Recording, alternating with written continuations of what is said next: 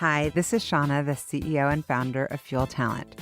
One of the things I have loved most in my 25-year recruiting career has always been the stories that people tell. Stories of leadership, career choices, company ideas, and team building. My inspiration for starting the What Fuels You podcast came from being curious about people's lives and wanting to help share their stories. What path brought them to this place? What decisions did they make that led to failures and successes? Who influenced those decisions, and what lessons were learned along the way? I hope you enjoy the What Fuels You podcast. On today's episode of What Fuels You, I am here with Ambika Singh, the CEO and co-founder of Armoire. Ambika attended Dartmouth and MIT before starting her impressive career at companies such as Microsoft, Rover, and Boston Consulting Group. Ambika was recently recognized on the 40 Under 40 list, which is no surprise. With Armoire, she and her team are revolutionizing the women's clothing industry with an easy, guilt-free, and personalized online clothing rental experience. Armoire and Ambika are all about empowering women to feel their best, and I can't wait to learn more from my friend Ambika. Welcome, Ambika. Yay. Thanks, Shauna. You're welcome. Okay, so we're going to start with rapid fire. You ready? I'm ready. Okay, favorite podcast? Yours. Oh, I love ya. Health food or junk food? Definitely junk food. How do you decompress? Oh, God. Wine? Is that a bad answer? No, I love it. I want to drink it with you. Women that you most admire in your life today? My mom. One word that describes you? Crazy. I knew you were going to say that. I thought you were going to be like cuckoo bird. I'm like, that's 2 words. Favorite musical artist? Oh, I'm a big Tribe Called Quest fan. So am I. Oh, now we know so much about each other. Favorite beauty product? I'm really into Thrive Cosmetics eyelash mascara right now. Eyelash mascara. Nice. Courses. Eyelash mascara. Right. You need the mascara for your eyelashes. It's tubular. It's tubular. So okay. when you wash it off, it comes off in like the One tube piece? format. So it doesn't get stuck to your eyelashes. Okay. It's very functional. Once I stop doing these crazy fake lashes, then I will look into that. Oh, well, your eyelashes look amazing. Thanks, love. Okay, so you and I are like a couple of the random, rare people that grew up here and are like, correct here. Yeah. So you grew up here and you have, I don't even know why I don't know this, but do you have siblings? I have one younger brother. And are you that role in the family? Like you're the big sister? As we get older, it's less clear to me because he knows. How far apart are you guys? We're 2.5 years apart. Oh, yeah. So I think there was certainly a time where I was the older sister. Yeah. You know, I was the ASB president or whatever, and I had like just an older sister kind of vibe, I think, when we were younger. But now, I mean, he micromanages me in ways that I don't like. I'm sure. That are probably good for me. Like, did you do your taxes? Yeah. And have you ever looked at your stock portfolio? Or do you think that that's something that just grows on its own? That's funny. So he definitely micromanages me for things that I find to be annoying. He's in our family, he is the dot the I's and cross the T's one. He's like, hey, this aunt is like, it's her birthday. And he's the reminder guy. Yes. And so tell me about your parents. Where are you more like your mom or your dad? Again, as I get older, I think I'm realizing I'm more of a blend than I thought. But from the outside, I'm certainly much more like my dad. And I meet people all the time who say that I'm a carbon copy of him. So do you look like him or you act like him? Act like him. So he's a serial entrepreneur, multi-time CEO. He loves people. He's an outsized extrovert. And are you also? Yes. And I really enjoy getting out and solving hard problems. We both have an inability to miss out, so the FOMO is very strong. I get that. Yeah. Whereas my mom is definitely different, but I'm realizing as I get older, and this is interesting that I'm realizing a lot of the business that I built they're her values versus interesting. his. So I want to hear about that when we talk about Armoire and other business experience that you have. So So you grew up, did you go to private school or public school? I went to an interesting public school. So I went to international community school. Okay. I was the first class to graduate. So it was very much my first startup experience. So in Washington, we don't have true charter schools. There's some other designation. I don't know what the proper term is, but they are schools in the public school system that have like somewhat of a different idea. So there's two on the east side, the Bellevue International and the Kirkland International, and they've both grown to have impressive reputations. They're 6-year curriculums that are really integrated, and so you have to take art and language. And so was it the kind of school that was academically rigorous? It was extremely rigorous academically. When we were in 7th grade, so the first 2 classes were 7th and 8th graders that went all the way through, they held back a third of the group in a number of subjects. So it was a pretty cutthroat environment for 12-year-olds. Yeah. My guess is that you are probably similar today as you were then. Probably. And ASB president and kind of natural born leader. Was it obvious to you from a young age that kind of going to a good college was important? I think so. I have always been pretty driven, I think.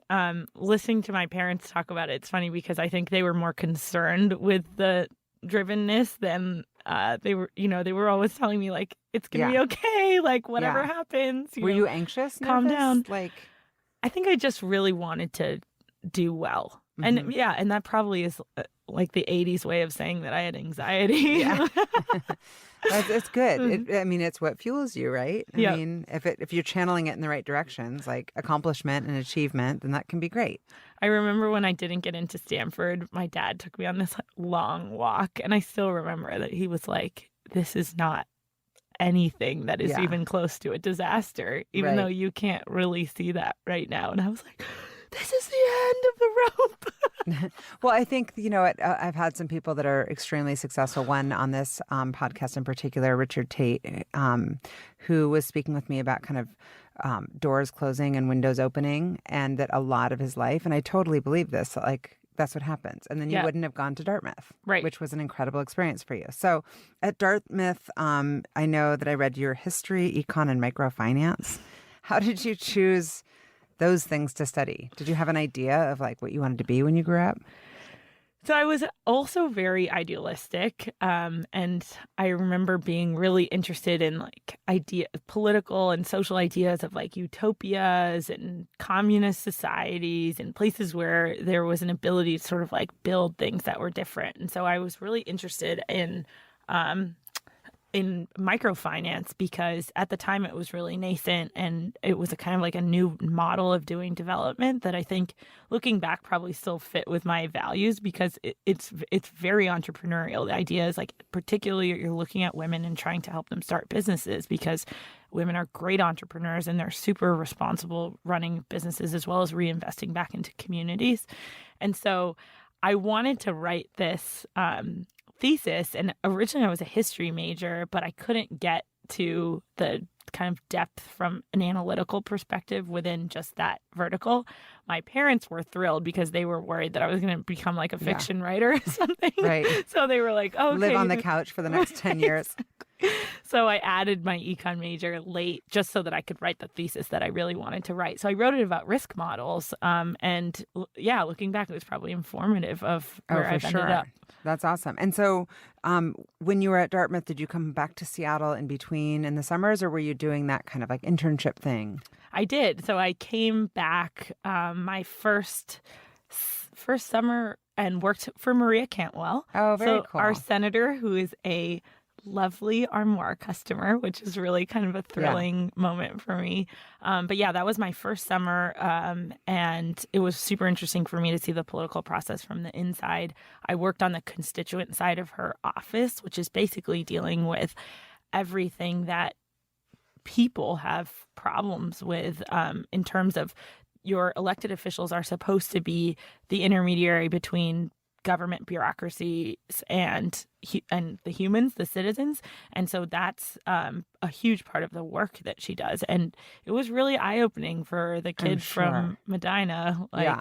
holy moly, people face a lot of really difficult. I remember one that still sticks in my mind now, whatever it is, 15 years later.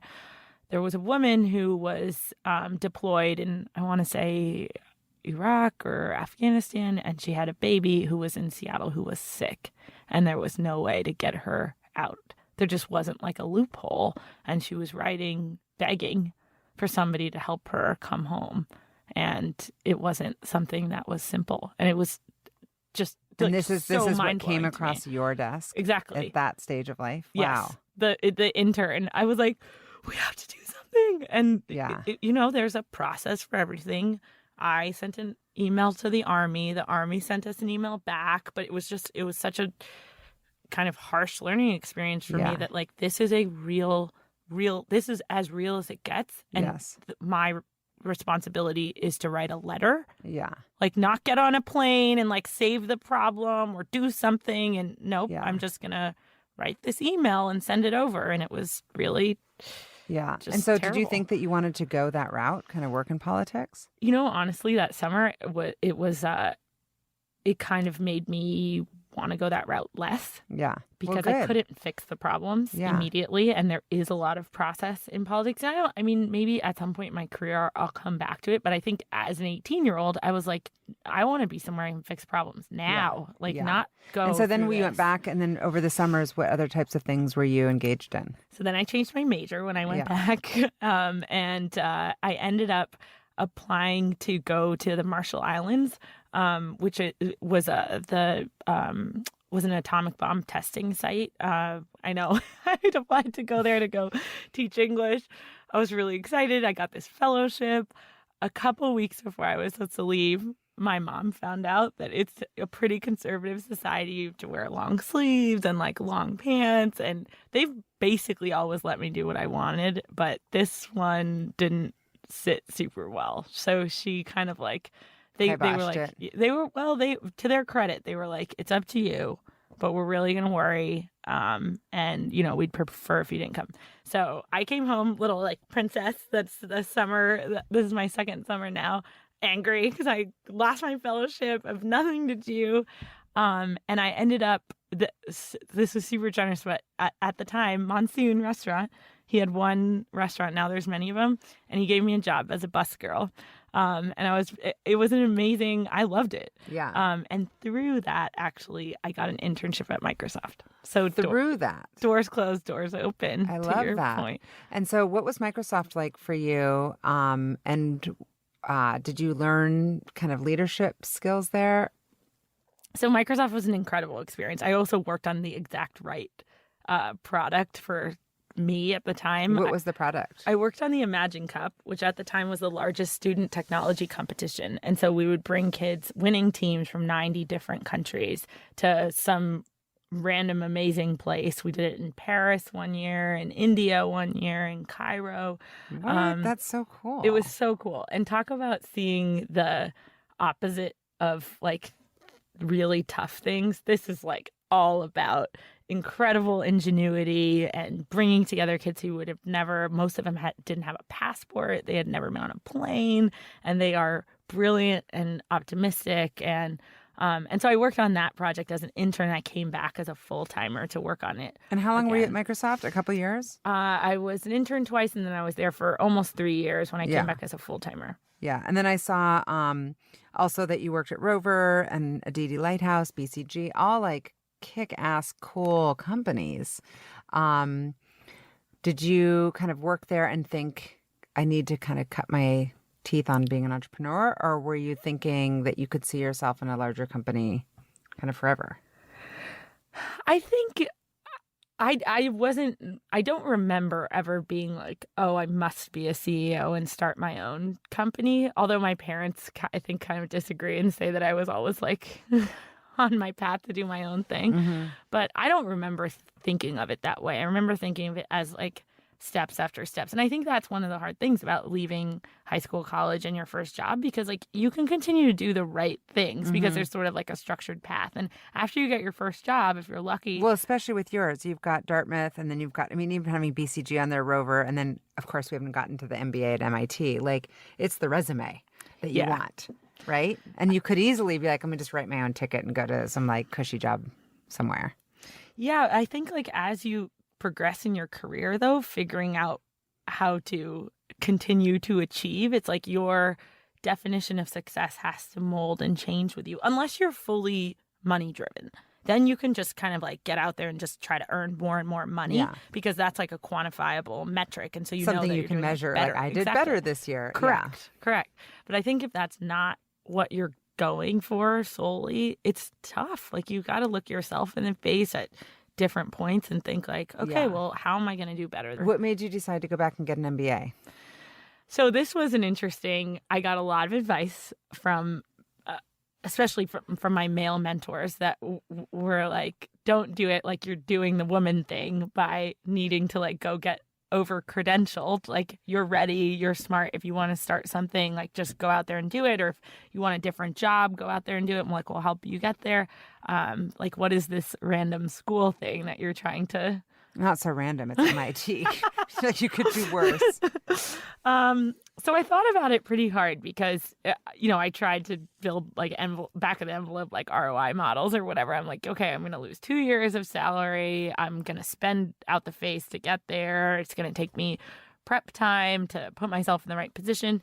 But I really, at the time, felt like there was a couple things. One, I felt like I had walked into this career. I think that closed door open is such a good analogy because I just kept walking through doors that opened to me. I didn't necessarily seek out some like deliberate right turn. Like I remember having this thought before going to sleep, like routinely before I applied to business school, maybe I should have been a journalist.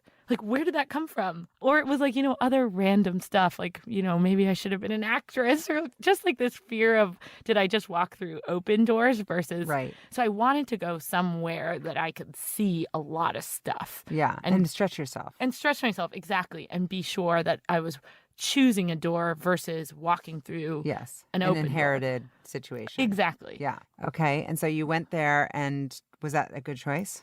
I think it was an amazing choice for me. Yeah. I had, first and foremost, I had a bananas good time for 2 years. Yeah. Everyone says that. They're like, who are we kidding?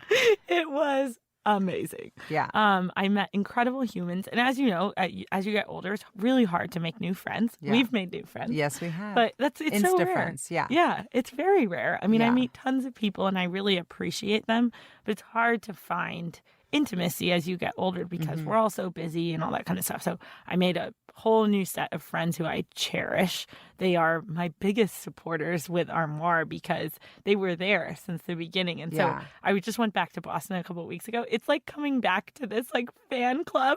It's like I'm like pseudo celebrity. They're like, Bika. I want to hear about that. And so you mentioned a couple of your male mentors. Are these kind of formalized mentor relationships and mentee relationships? Not formal. One was the CEO of the company I was working for at the time. My dad has always been a big mentor to me. I have a cousin who has always like really been in my corner. So none of them are real formal. And I have an opinion about this. I want to hear. I think the formality of the mentor relationship can be helpful, but it's not the thing that will bring real value is, do you two really appreciate each other? And as the mentee, have you invested the time in making yourself interesting to your mentor? Because you want them to think about you and think about helping you, and getting 15 minutes on their calendar once a month is not the kind of engagement that's really going to move the needle. Like, you guys need to care about each other in the same way that you do in any other relationship, where the person is going to go to bat for you and help you think through really tough things that's going to require deep engagement from them, require them to get their network involved. All those things are stretches that I don't know that, just a formal kind of mentor relationship. Yeah, I've never had anything like that, like a formal. Yeah. I've had a lot of people who would say that I've mentored them, but it was never formal. Yep. And other people who I would say have been an influence on me. Yeah. But it was never where I was like, hi, it's me. Would you be willing to be my mentor? Although a lot of people credit their mentors with a lot of stuff. So I was just curious about that with you. Yeah, I certainly credit them. I just think you have to develop the relationship in a different way that is based on the same stuff that we know works in all of our other relationships, friendships, yeah, parent relationships, your partner. Yeah. Like, invest in the person and they will invest back in you. I love that. And so you did, you said that you kind of birthed this while at MIT. Tell me about all of it. I want to hear it from the beginning with Armoire. So I was coming back my second year from summering at BCG, and I basically had a year. That's the way I was thinking about it, because I was super fortunate to come back with a job offer. And so I literally had 9 months. The second year of business school is classically like... Yeah, a joke. Exactly. You're there to party. I was looking for like a different word, but that's really what it is. I haven't been, but all my friends are like, who are we kidding? The hardest part is getting in. Getting in. At MIT, they I think, just to kind of try to fit in the institute, the first semester is relatively hard. Like, there's a good amount of math and whatever involved just so that they can fit in. But yes, by the second year, if you have a job, like, you're doing whatever you want to do. And so I had built this incredible group of friends who I love and are really different, and were doing that kind of like mind stretching for me that I wanted to do, because they all came from incredibly different backgrounds. And I thought, like, okay, if there's ever going to be a time to work on something interesting, you are sitting in the middle of really smart people. The professors are incredible. And it's this totally different relationship than when you're an undergrad, because now you're an adult. Mm-hmm. You've actually done something. Especially I was on the older end. Because you actually had a career and then went back. Exactly. Yeah, that's smart. So you can have like somewhat of a peer level conversation with your professors. Still, most of them have done way more shit than you have. But, and so you can use them to talk about ideas and whatever. So I had an incredibly productive second year, because I just decided that I was going to work on something. I didn't know what it was. So I took all the classes that were kind of entrepreneurial focused, or focused in different segments of things that I felt like I didn't know a lot about. I wanted to know, like, operations. I knew nothing about operations. So I tried to get like pretty deep. Even though I had a career-based understanding of marketing, I had no kind of academic understanding. So I wanted to be able to have a framework to think about that and branding and stuff. So I got pretty deep, started to kick around all sorts of random ideas. I worked on a loneliness platform for elderly Americans. Oh, so, I can see that doing well. Yes. That's a thing. I think it would have done great. And somebody will solve part of the problem. It's a huge problem. Like, with the aging population in America is nobody's building for them, because it's not sexy. It's not like a Valley-ish kind of company. And yet there's a ton of commercial success that could be had, and could also deeply help people. So I was really interested in that problem.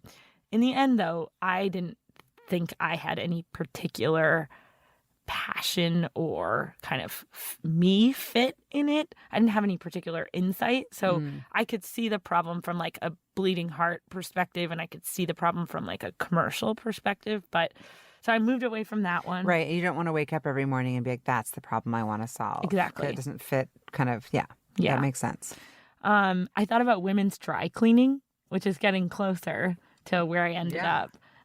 Women's dry cleaning is absurdly expensive. It is. Well, yes, and it's so annoying, because you could show 2 shirts to the dry cleaner, and the women's shirt is literally 5x the price of the men's shirt. So I found that very enraging, and I thought, okay, we should be able to solve this problem. So I ended up backing away from that one, because actually the dry cleaning market is extremely fragmented, and people are really attached to their local dry cleaner in a lot of cases. Interesting. So that probably got me closer to start to think about like some of these things where I ended up. Yeah. And so how did you think of Armoire, and how did the co-founders come to be? So I was... I have a background from Rover in understanding shared assets. So I always wanted to do something big. Like, that's kind of, I guess, been like a thread in my story. And so I wanted to build a big business. And so I had seen the fact that disruption around shared assets was a profitable thing. I mean, at that point, Airbnb was coming out of the would it work or would it not? It's looking like it's going to work. I love Airbnb. Yeah. But remember in the beginning, everyone was like, what is this? Like couchsurfing.com had existed for a decade and it never became a thing.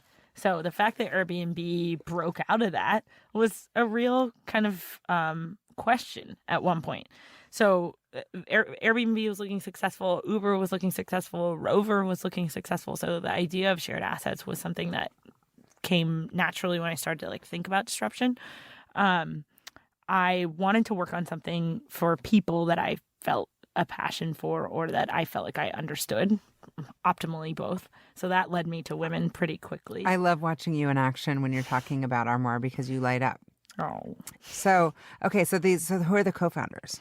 So, and then the last piece of Armoire, which is important for the co-founder story, is that I also believed in technology clearly coming from my background. So I didn't want to run a store. I wanted there to be some kind of disruptive technology piece that I felt like we could grow real IP and solve a problem. That's frankly the only way I've ever seen problems get solved, just considering where I've been. And so it was natural, I think, for me to try to figure out, okay, if we have this problem, how are we going to solve it? Well, we're going to build some tech and that will solve the problem. Always works, right? Yeah. Yeah.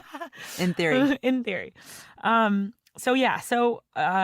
At this point, I was starting to get an idea of what this thing would look like. So it was a rented closet and there needed to be some kind of technology component that made this rented closet accessible to this customer group that I cared a lot about, which was professional women. So trying to start to understand what was the professional woman's biggest challenge, what was she trying to solve? Yeah, I want to hear what the pain points are now and what you're thinking as far as how to retain customers and stuff. But when you were looking for your co-founders, you needed a technologist. Because you've got to complement your skill set and kind of figure out who's going to have the stomach for a startup, right? Design skills. I mean, I think I can look at things and figure out if it looks okay, but I've never been deeply kind of aesthetically driven. So I knew starting a fashion company needed somebody that really had a great eye. And then beyond that, it was really in the beginning, and you've started a company before, in the beginning, you just need people that have great attitude, you like being around, and are gonna do stuff. Yeah. Just all this stuff. Yeah, bias toward action. Yes. Let's just do. Less talking, more doing. Right. Yeah. And I think I was very lucky to find those people in my personal network mostly. And we had a lot of fun that first. So we applied to the accelerator. I still don't know how we got into it. I always try to give the accelerator a plug because I think they took a chance on us. We basically at the time had a Which accelerator? So MIT's, it's MIT's accelerator. They take somewhere between 10 and 15 teams and hundreds apply from across the institute, everything from undergrad to the PhDs. And so the competition is serious. It's also an incredible. And how do you apply? What do you have to do? There's a hefty application, and then you go through an interview process, and it's somewhat opaque.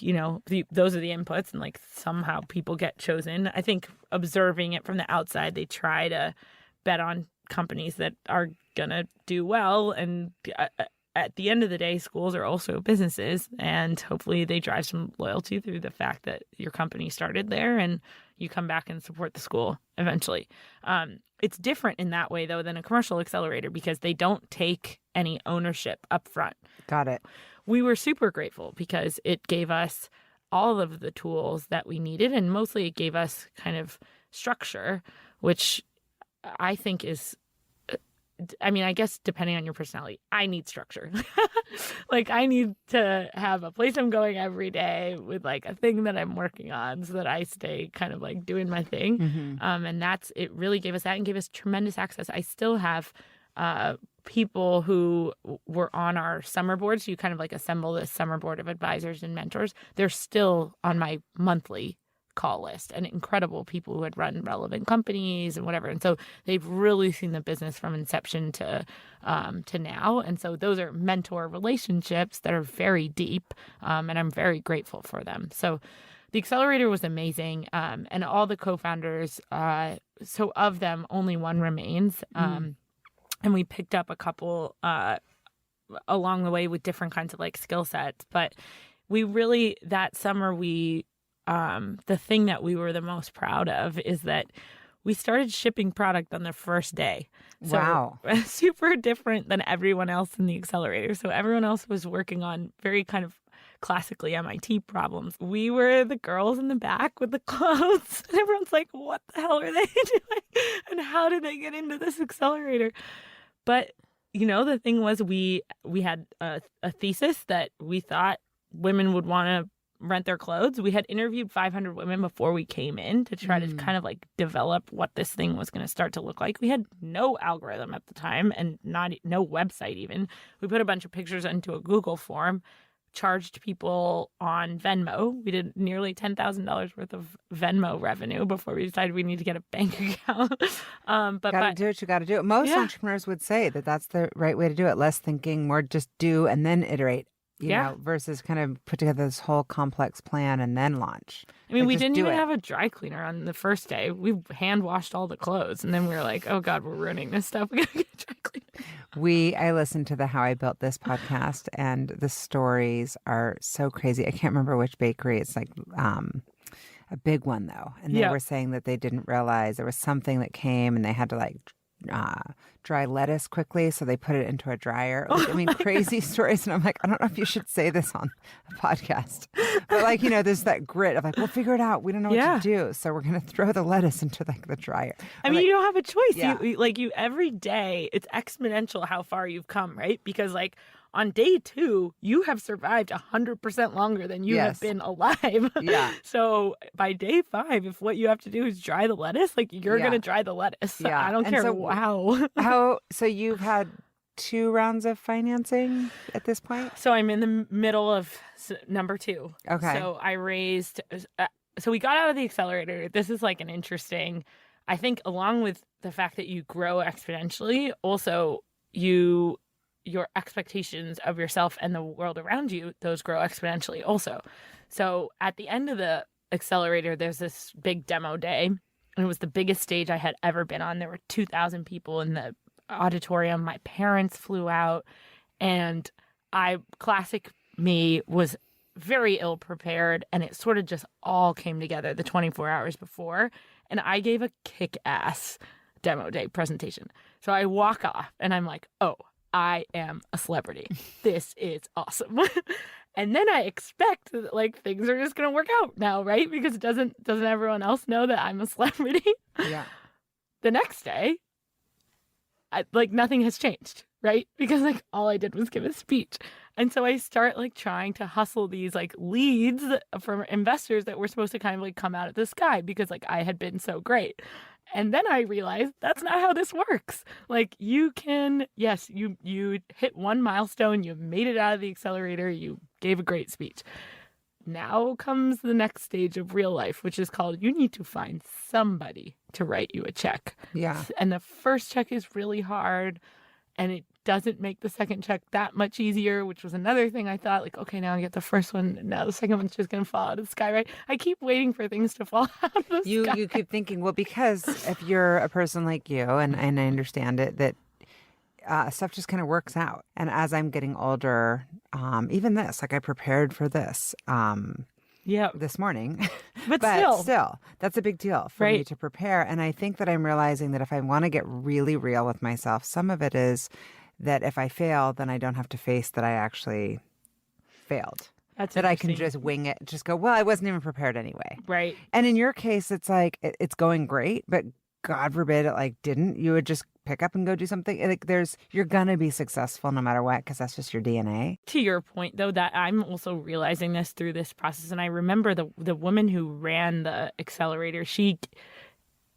That same day she gave me this counsel, and I think nobody would have done it, and I'm so grateful because like afterwards this whole like celebration part, and she like pulled me aside and she was like, look, like you pulled this off because you can. Mm-hmm. You will burn the team around you, and you will eventually like something will be too big for you to get over it, and you've just got to keep that in your mind instead of it being like a self-reinforcing prophecy where like, oh, look, I winged it this time, it worked. I winged it this time, it worked. It's like, you need to first think about the people around you because that like speaks to me.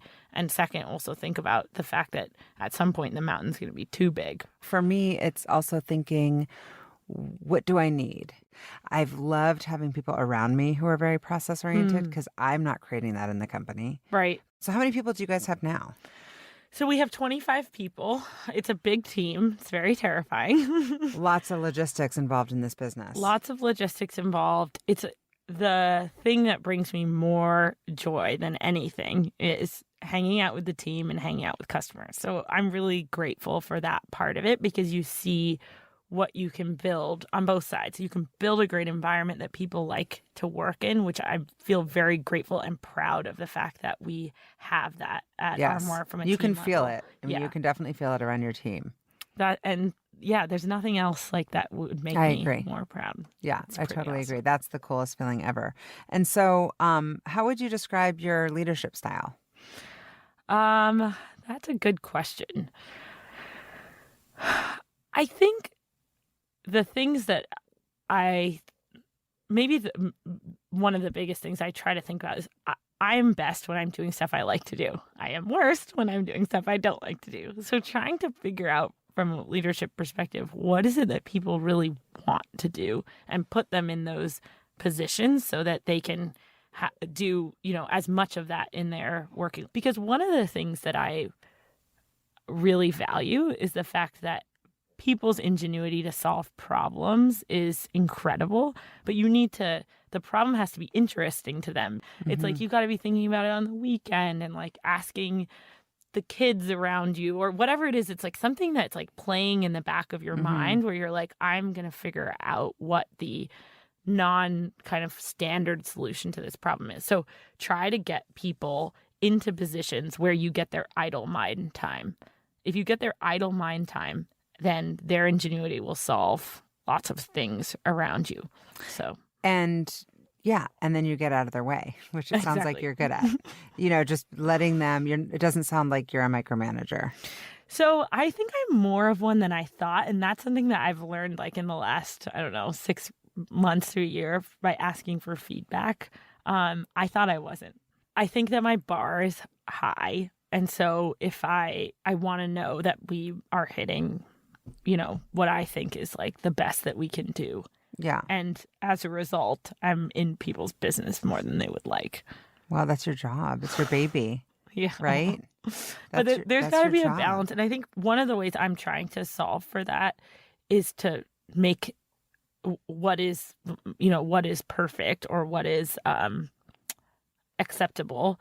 Both of those steps should be as defined as possible. Mm-hmm. Because then it's like we both agree what we're trying to get to. I like that. So this is work in progress. I get it. I'm not a micromanager at all, but I am a person who's pretty neurotic. And so if I feel that one thing has slipped, then I start to tailspin into like, well, what else has slipped then? And then the trust goes down. But I know that you take a lot of pride in your team and also in your customers. Where are you finding your customers? So we're finding our customers from our other customers, which is referrals. That's the biggest way that we're finding our customers today. Mm-hmm. We expand that one-to-one reach a bit by doing event-based acquisition that's member-led. So, for example, we'll go to I'll host one. I told you I would host one. We have to get that on the books. That would be lovely. Yeah. We'll go to like a Microsoft or to a Fuel and host some version of either kind of like a tech talk or a founder talk or just a pure kind of like style session. And that helps us get into an environment where we can talk to more than one person. We'll also do things in people's houses like what you're mentioning. Yeah, I'll do that. And then what for now is it's going to change next week, but this week, today, what's the biggest pain point? So right now we are very close to closing our round. That's which exciting. Is amazing. I'm so proud of you. And I know you've had a lot of female investors, which is fantastic. It's very exciting. Most of the female investors were customers first, and a lot of them had never written an angel check before. And so I'm really thrilled to see this starting to become part of the larger ecosystem because it is so true that innovation for a primarily female customer has been lacking because the ecosystem doesn't support companies that are looking to solve core problems. I mean, the worst example is the fact that up until very recently, the breast pump was the same breast pump from 1965. It's like, what? So, have you ever seen the breast pump live? My mom would be, it'd go, hello, hello, hello, hello, like as it's going. It's so pathetic. That innovation now coming from primarily female inventors, and it's great, but to get those things out of idea stage, we have to support them from the entire ecosystem. And I think you are doing an amazing job of this, honestly, by finding entrepreneurs like me and pulling us up, giving us advice, giving us access, trying our products. Yeah. But that's like one example, like male entrepreneurs, that is a key kind of disadvantage that we have, is like we are now building the tribe. And it's important to have that tribe because they have had it for years, and it comes in the form of informal advice. It certainly comes in the form of capital, and it comes in the form of mistake sharing and all this stuff. On the positive side, I think it's coming together fast and it's coming together strong. I agree. So it is such a different world even than when I started 2 years ago. Yeah, no, completely. And for you, it's probably like night and day. Yeah. I mean, because it's just like changing so quickly. Not what you think I was saying. Because I'm 47. No. Dude, you're going to get a sock in the face. That is so I meant awesome. That Fuel You're is like much my little older sister. Armoire. So sweet. So funny.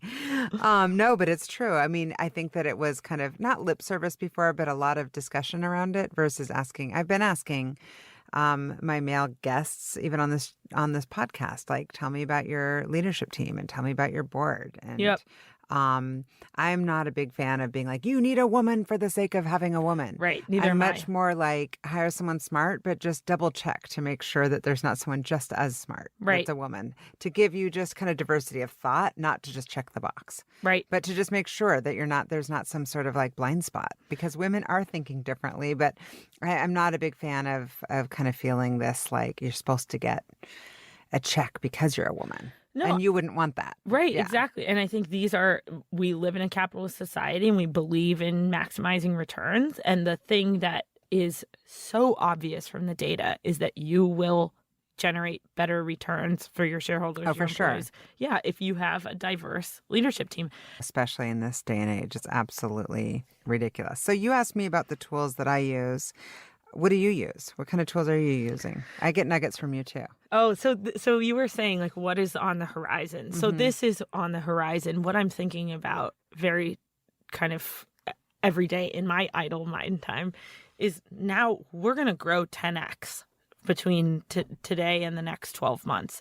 And that will happen in every sphere. So the team will 10x, the customers will 10x, the marketing spend. 10x. You have 25 employees, you're going to have 250 employees. Am I good at math? I mean, is that real? Yeah. I mean, if we pace with, so hopefully actually the employee growth shouldn't be exactly. I was like, what? But because more than that, 60% of our staff grows kind of like operationally. If we keep it all in house, we'll see what kind of like how that ends up working. But, you could imagine if we bring the dry cleaning in house, if we continue to grow the warehouse. That's an interesting move. Like those are all things that like operationally must grow with scale. But putting that stuff in place just means like I need to get myself organized. I've been super fortunate to hire incredible humans who are going to push this thing. Do you have a COO? So I don't have a formal COO right now, but I'm looking. Your business, yeah, it's so many logistics and details. Yes. Wow. It That's really is a big nut to crack. And it's the key kind of metric on the business side is, are we returning on our assets, which are our clothes? And that complexity of that problem is deep. It starts from the product mix, and the product mix is not just, can I buy something that I can sell to somebody else? It's, can I buy something that then somebody else's want to use, that it holds up to somebody else is using it, that people fall in love with it and want to purchase it at the appropriate time, that it crosses seasons, and that it's trend kind of level is appropriate to it hanging out in the inventory set. So that kind of math problem is incredibly complicated. That's super complicated. So, but it's fun for Yes. the right person. Now that we're using this as a hiring sales Yeah, pitch. like anybody. So the other question that I have for you, so you talked about kind of your style as a CEO. How would you say that your company values have been described? Have you identified them yet? So I think the values, the way we've described it, is that our job is to make these professional women who are overtaxed at home and in the workplace, we're making her life easier and we're delivering joy. So that was the second part that I didn't understand when we started this business. I thought we were just saving her time. And we had pretty aggressive messaging that we came out with, which was essentially, and this is true, women spend 76% more on their work wardrobe than their male counterpart. And they're getting paid, as we know, significantly less. And so this made me irate. I was like, what is this? And so my initial thought was kind of like, we're going to level this wallet issue. What I've learned from my customers is that, yes, that in a lot of the time they come to us to save time and save money. They stay because it's fun. Yeah. And we are the best part of their morning, and their kids open the package with them, and everybody pushes mom to try the weird thing that came in the box, and then she tries it and she feels great about it, and her friends give her compliments, and it's the equivalent of eating something new, of changing your hair color, of trying out new earrings. And the idea of what our external self looks like is a very old idea, right? Like war paint and the armor and armoire have the same root, but the way that we dress ourselves and present ourselves to the world has an important kind of effect on how we feel. And this idea of trying out different external shells while the internal person stays the same is a really interesting thing. And I think we're being able to deliver it. Yeah, it does bring joy. I like to come visit you at work and I like that in too. person. But yeah, I would love to get that in the mail. What's your kind of passions outside of work? I know that you're also involved with Pratham. Mm-hmm. And that's been a 10-year thing. That's your baby kind of outside of work, would you say?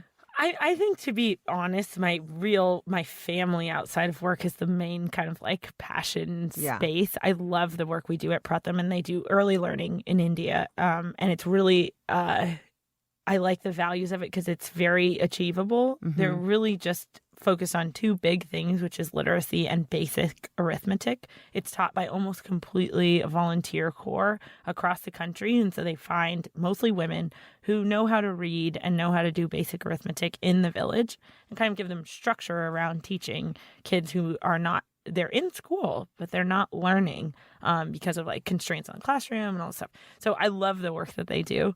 I have not spent as much time as I would have liked in the last, especially. Well, you're busy. Yeah. So you spend time with your family. I do spend a lot of time with Shankar. my family. And how did you guys meet?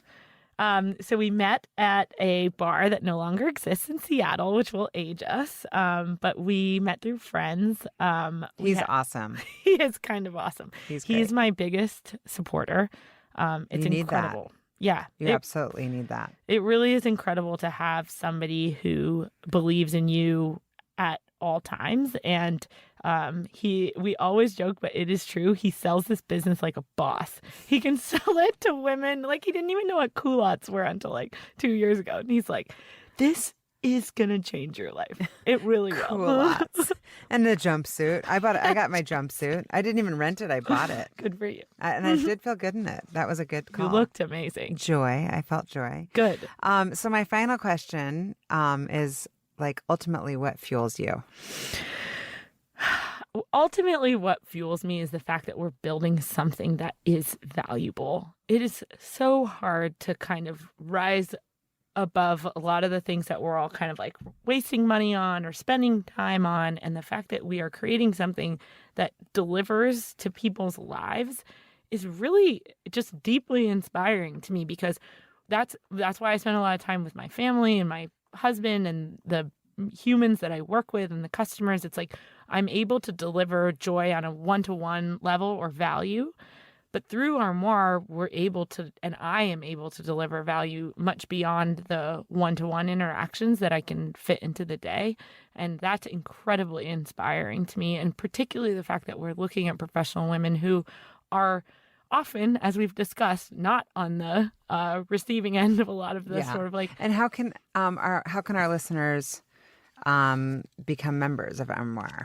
So you should sign up today, armoire.style. Go through your style profile, pick out 4 things that you love, and start to live more lightly and with a bit more joy in the mornings. And send me all your product feedback because that's very important.